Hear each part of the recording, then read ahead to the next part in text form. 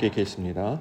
이는 아브라함이 내 말을 순종하고 내 명령과 내 계명과 내 율례와 내 법도를 지켰음이라 하시니라.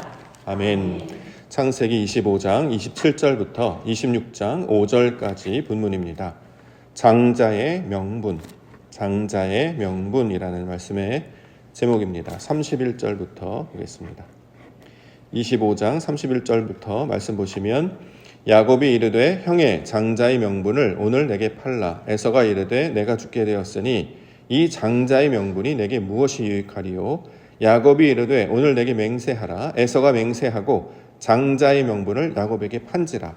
야곱이 떡과 팥죽을 에서에게 주매 에서가 먹으며 마시고 일어나 갔으니 에서가 장자의 명분을 가볍게 여김이었더라. 아멘.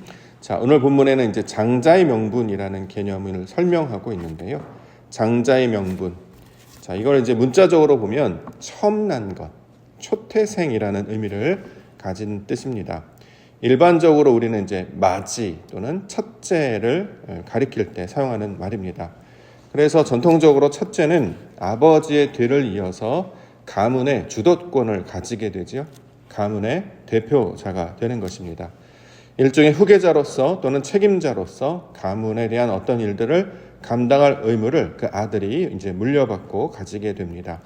실제로 신명기 21장 17절에 따르면 마지는 다른 형제들에게 할당된 유산의 두 몫을 분배받을 수 있는 자격이 있다라고 기록하고 있습니다.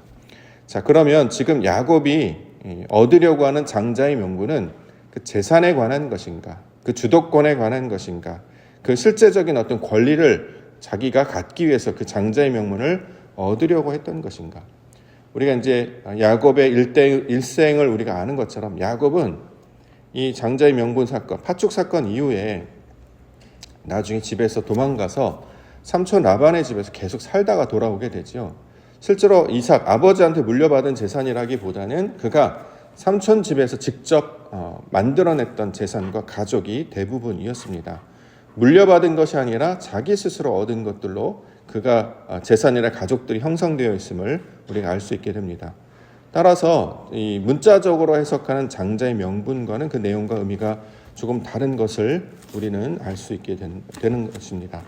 그러면 성경에서 말하고 있는 장자의 명분이라는 것이 어떤 의도로 주신 것인가, 우리가 그것을 좀 살펴보려고 하는데요. 이 장자의 명분, 성경의 의도에서 말하는 장자의 명분은 우리가 이제 처음 난 것, 첫째라는 개념과 똑같은데, 그게 무슨 뜻이냐면 하나님이 원래 의도하신 바대로라는 뜻을 가지고 있습니다. 하나님께서 원래 의도하신 바대로, 이게 바로 장자의 명분, 처음 난 것, 초태생의 의미가 되고 있는 것입니다. 예를 들어서 우리 제일 먼저 처음 난 것, 초태생의 처음 난 것에 때 첫 열매라고 할 때 우리가 보통 그리스도 예수를 말하고 있죠. 그렇죠? 잠잠한 자들의 첫 열매 이렇게 이야기합니다. 초태생이라는 것이죠. 왜 그렇게 초태생이라고 첫 열매라고 하느냐? 그가 하나님 아버지의 의도하신 바대로 지음받은 자이기 때문입니다. 그래서 그리스도 첫 열매라고 이야기한단 말이죠. 그러면 여기서 말한 첫 열매와 장자의 명분이 같은 의도이기 때문에 지금 이삭이 물려받고자 하는 것은 우리가 이제 물질 세계에서 다루는 어떤 재산이나 어떤 주도권을 가리키는 말이라기보다 하나님을 찾는, 하나님이 의도하신 바대로 만들어지시는 그 상태, 자, 그것을 지금 얻으려고 하는 것이다라고 이해할 수 있는 것입니다.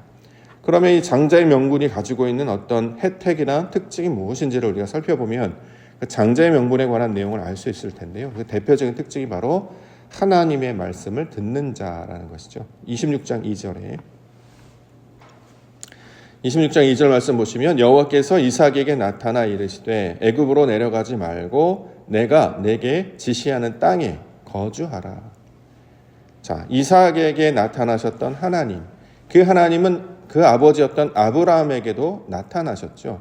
아브라함에게도 하나님이 나타나셨고 이삭에게도 나타나셨습니다. 그럼 당연히 그 자녀였던 야곱에게도, 에서에게도 나타나게 되겠죠. 그런데 에서가 하나님을 만났다, 에서가 하나님한테 말씀을 들었다는 내용은 없었죠. 오직 야곱에게만 이제 이러한 내용들이 나타나는 것을 보게 됩니다. 그러면 이제 장자의 명분이라고 하는 것, 원래 하나님이 의도하신 바대로 만드신다라고 하는 것은 우리가 이제 인생 가운데 살아가면서 이 장자의 명분, 하나님의 의도하신 바대로 만들어진 자들은 하나님의 말씀을 듣게 되는 은혜를 얻게 된다는 것입니다. 이게 우리가 획득하게 되는, 또 원래 하나님의 의도하신 바라는 거예요. 사실은 모든 인류가 다 여기에 해당하는 것이 되겠죠. 한 사람도 예외 없이 하나님의 말씀을 듣고 그의 뜻이 무엇인지, 그의 계획이 무엇인지를 알게 하시고 그 뜻대로 살게 하시는 것. 그래서 우리가 이제 보통 인생 살아가면서 우리는 왜 태어났는가, 어떻게 살아가야 되는가, 그리고 어떤 목적으로 나아가는가, 이것을 찾기 위해서 수많은 철학자들, 예술가들, 문학하시는 분들, 학문하는 사람들이 그 길을 찾고자 수많은 노력을 기울인단 말이죠. 그런데 성경은 그 의도가 뭐냐면 하나님의 사람이 되는 것, 하나님의 나라와 그의 백성이 되는 것이라고 분명히 이야기하고 있고, 그것을 위해서 하나님께서 처음 날 때부터 마지막 부르는 그 순간까지 쉬지 않으시고 그의 성실로 우리를 인도하시고 가르치시고 동행하시는 것임을 성경을 통해서 증명하고 있습니다. 그러면 의도한 바대로 만들어져야 되잖아요. 그렇기 때문에 우리의 뜻과 생각 가운데 거하지 아니하고 우리가 이제 돌아가야 된단 말이죠. 이걸 회개라고 이야기합니다. 우리의 마음을 돌이켜서 하나님의 마음에 맞추는 것, 내 뜻이나 내 욕망을 따라 살지 아니하고 하나님이 기뻐하신 뜻으로 살아가게 되는 것, 이게 이제 집으로 돌아가는 모양, 회개하는 모양인데 이게 원래 의도라는 거예요. 하나님의 의도하신 바였다는 거예요. 그래서 그 의도하신 바대로 살아가는 자들을 성경에서는 그 마지, 초태생, 장자의 명분을 가진 자, 이건 이제 나중에 그리스도 예수로 보여주고 우리가 그의 모습을 따라 살아가게 되는 것을 나타내는 말이 되는 것입니다. 그래서 예수님께서 다른 이들을 가리켜서 형제여라고 부르는 이유는 아버지의 형상을 물려받은 자들이라는 거잖아요. 성경에서 아들의 개념은 아버지의 형상을 물려받은 자를 아들이라고 말한다고 했어요. 그렇죠? 그래서 그가 아들로서 우리에게 오시고 우리도 그 아버지의 형상을 갖는 아들들, 하나님의 아들들이 되게 하신단 말이죠. 그게 바로 하나님의 의도라는 거예요. 자, 그 의도를 가지고 태어난 자들을 오늘 본문에서는 장자의 명분을 가진 자다, 이렇게 우리 가운데 소개하고 있습니다. 저와 여러분들도 이걸 획득한 자잖아요. 하나님께서 이르시되 말씀하셨다. 그게 아브라함에게만 있었던 일이 아니라, 이삭에게만 있었던 일이 아니라, 야곱에게만 있었던 일이 아니라 그의 말씀과 믿음을 통해 살아가는 모든 자들에게 하나님의 말씀을 듣고 귀를 기울여서 그 말씀이 그러한가 하여 듣는 자들이 되는 것, 이것이 바로 하나님의 원래 의도하신 바였기 때문에 그 의도하신 바대로 저와 여러분들이 부르심을 받았고 지금 날마다 주의 말씀을 듣고 살아가게 해주셨다라는 것이죠. 자, 이 축복을 우리가 받았기에 놓치지 아니하고 이 말씀을 붙들고 하나님 말씀하실 때에 듣고 순종하며 믿음으로 반응하실 수 있는 우리 성도님들 교회 되기를 소망합니다. 우리가 왜 하나님의 말씀을 들어야 하는가, 왜 귀를 기울여야 하는가, 그는 약속하시기 때문이죠. 이걸 우리가 언약이라고 이야기해요. 3절과 4절에 나와 있습니다. 창세기 26장 3절과 4절. 이 땅에 거류하면 내가 너와 함께 있어 내게 복을 주고 내가 이 모든 땅을 너와 내 자손에게 주리라. 내가 내 아버지 아브라함에게 맹세한 것을 이루어 내 자손을 하늘의 별과 같이 번성하게 하며 이 모든 땅을 내 자손에게 주리니 내 자손으로 말미암아 천하 만민이 복을 받으리라. 자, 하나님의 하시는 일이 무엇인지를 설명하고 있다는 거잖아요. 자, 하늘의 별과 같이 되게 하겠다. 하늘의 속성을 닮은 자, 주의 영광을 비추는 자, 하나님의 진리의 말씀을 붙잡고 그의 뜻대로 살아가는 자. 그래서 하나님이 가지고 계신 그 고유한 속성, 그의 성실, 그의 은혜, 긍휼, 사랑, 자비, 이런 모든 하나님이 가지고 계신 그 독특한 성질을 우리에게 부어주셔서 우리도 하나님을 닮은 사람, 마치 아버지를 닮는 아들과 같이 하나님께서 주시겠다. 이걸 성경은 복이라고 이야기하는데 이 복을 우리로 받게 해주시겠다라고 약속하고 있습니다. 그렇기 때문에 사람들이 어떻게 해요? 변화가 되죠. 아브라함으로 변화가 되고요. 원래 이삭은 웃다라는 거잖아요. 하자크인데 요드 하자크, 이사크로 바뀐단 말이죠. 하나님이 웃게 하시다. 내 스스로 내 힘으로 웃는 것이 아니라 하나님께서 웃게 만드시는 자로 그 성질을 바꾸어 주십니다. 야곱도 마찬가지죠. 야곱도 나중에 이스라엘이라고 하는 이름이 바뀌어지게 돼요. 왜 이름을 바꾸느냐? 그의 정체성, 그의 어떤 속성과 성질이 하나님의 것으로 바뀌기 때문입니다. 그래서 대표적인 그 증거가 뭐냐면 야곱이 야복강 강가에서 씨름하는 장면을 우리 가운데 설명하고 하나님의 것이 있고 사람의 것이 있는데 그는 하나님의 것을 선택하더라. 그래서 그를 이스라엘이라고 불렀다. 이렇게 설명하고 있습니다. 우리가 이제 이전에는 선택이 없었죠. 보기가 없었기 때문에. 자, 둘 중에 하나를 골라야 되는데 둘 자체가 없었습니다. 왜요? 나라고 하는 나밖에 없었기 때문에. 선택할 수가 없어요. 그런데 하나님께서 두 개를 보여주시는 거예요. 하나님의 것. 지금까지는 내 것만 있는 줄 알았는데 가만히 보니까 이건 내 것이 아니고 하나님의 것이었다라는 거예요. 그래서 이 내 것과 하나님의 것 중에서 하나님의 것을 선택하는 자가 되면 이걸 이스라엘이라고 이야기하고, 자, 이렇게 하나님의 것을 선택하는 자가 되는 것을 성경에서는 구원이라고 이야기한단 말이죠. 그래서 지금까지 내가 익숙했던 방식, 내가 살았던 어떤 습성, 내가 살았던 생각들, 지식들, 이것만 붙잡고 살다가 하나님께서 보여주시는 것들이 생기게 되면 그걸 따라 나아가게 된다라는 것이에요. 그래서 이제 실제로 이스라엘 백성들이 애굽에 있다가 모세를 따라 나아가서 홍해를 건너가고 요단강을 건너가는 것을 이제 역사와 인물과 사건을 통해서 보여주시는 이유는 그들이 익숙한 방식으로 살지 아니하고 하나님이 보내신 자, 하나님의 사람이라고 모세, 그가 전파했던 하나님의 이름을 듣고 거기에 붙들려 언약궤를 앞에 두고 이제 나아가는 장면을 우리 가운데 보여주고 있는 것입니다. 이처럼 약속의 말씀을 듣게 하셔서 하나님이 인도하시는 그 길로 나아가게 하시는 것, 이게 하나님의 의도잖아요. 애굽에 있었던 자가 가나안 땅으로 들어가는 것처럼, 나라고 하는 땅에 속한 자가 하늘에 속한 자로 나아가는 것처럼 이 의도대로 나아가는 것을 성경에서는 하나님께서 하시는 약속, 언약, 그 내용으로 우리 가운데 설명을 하고 있습니다.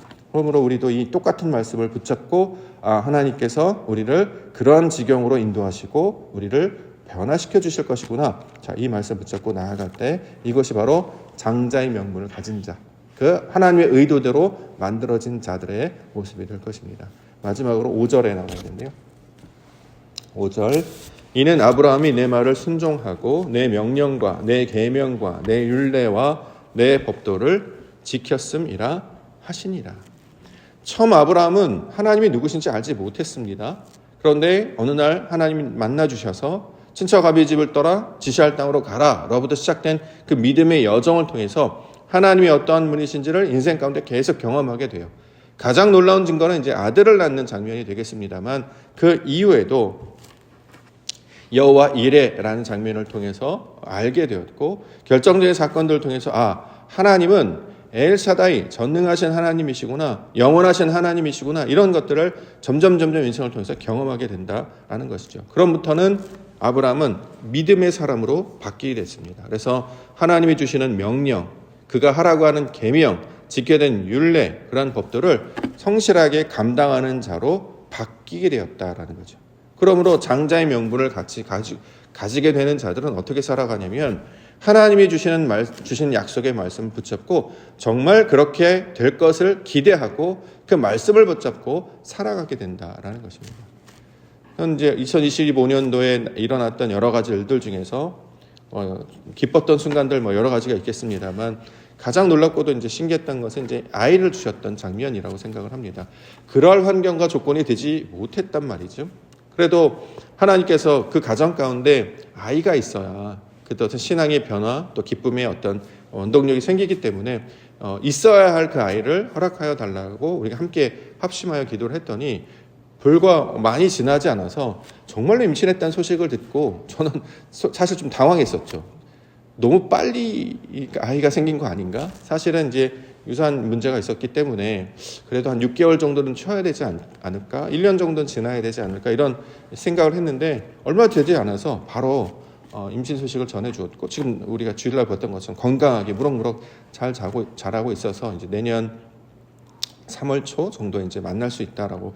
근데 전 그때 굉장히 놀랐어요. 그래서 왜 그랬냐면 우리가 이제 어떤 필요에 있어 기도를 하기도 합니다만 당시에 우리가 받았던 말씀이 뭐냐면 사무엘에 관한 말씀이었고, 우리 사무엘 초반에 알고 있던 그 한나의 기도를 우리가 기억합니다. 일반적으로 낳는 사람들 아이를 얻게 해달라는 기도가 아니라 하나님의 사람을 얻게 하여 주옵소서.